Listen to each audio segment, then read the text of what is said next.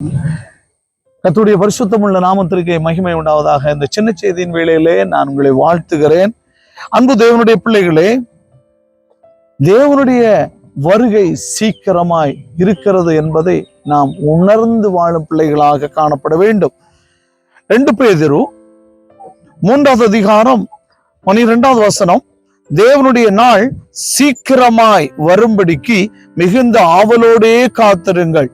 அந்த நாள் வானங்கள் வெந்து அழிந்து பூதங்கள் எரிந்து உருகிவோம்.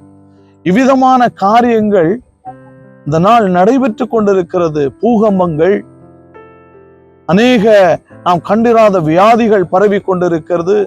இது எல்லாமே அருமையானவருடைய அவருடைய வருகைக்கு ஒரு எச்சரிக்கையாக காணப்படுகிறது.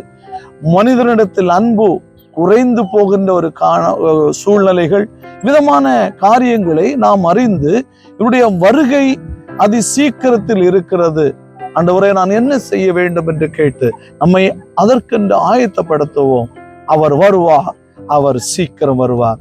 அவர் உங்களையும் என்னையும் சேர்த்து கொள்ளும்படியான பிள்ளைகளாக நாம் வாழ்வோம். கர்த்தர் தாமே உங்களை வழிநடத்தி ஆசீர்வதிப்பாராக. ஆமென்.